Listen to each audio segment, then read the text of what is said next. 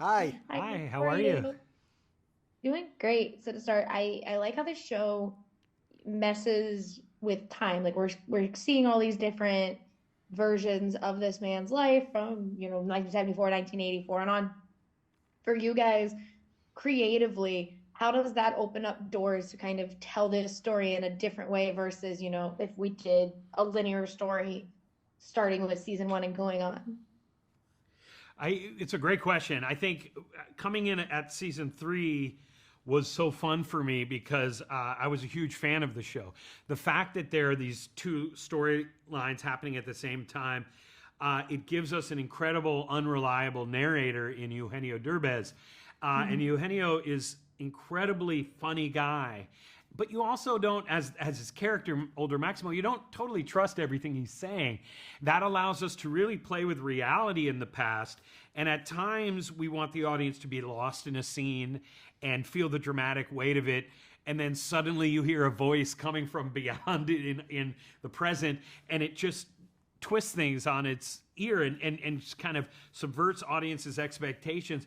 And that really allows you to play with not just reality, but the ways in which our audience expects a certain reaction.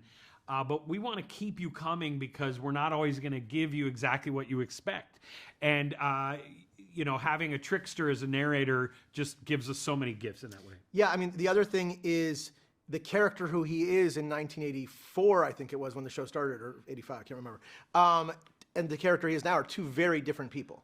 So there is the young, bright-eyed optimist, just thrilled to be the pool boy in season one.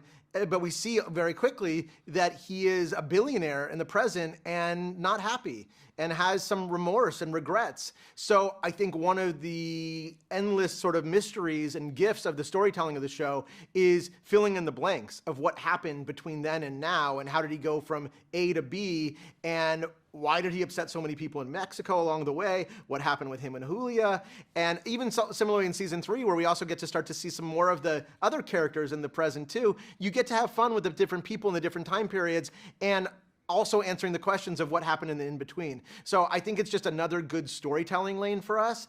And I think that is kind of the what happened to Maximo is sort of the central mystery that kind of carries through the whole show. Yeah, I mean, season two ended on like a happier note, and I watch a lot of TV, so I'm like, well, that can't be good then for season three. When you guys have that, we all have the mindset of like, well, season two ended kind of happy. Does that inform at all what you do going forward into season three, knowing that the audience has this expectation now in our heads? I mean, I don't think we're looking to be like gotcha or like pull the rug out. I think that it did have that happy ending, but then it also had the big question mark with Paloma at the end, which is the introduction of Maximo's daughter. So there was a little bit of like, what? And so I think our early conversations a lot were about, what is this relationship between him and his daughter? Why did it go south? When did it go south? Is this how much of his remorse has to do with his relationship with his daughter? How does Hugo not even know that he has a daughter?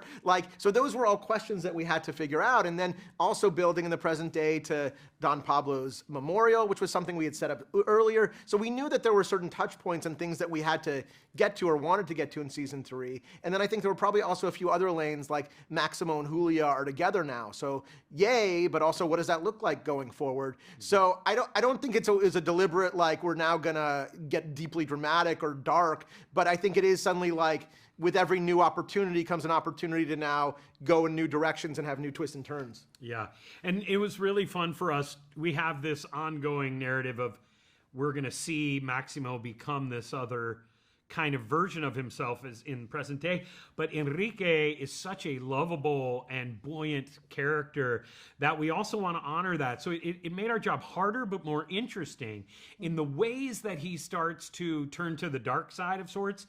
Are done for good reasons because he has a good heart. And so it made it much trickier to figure out exactly how does he slip up?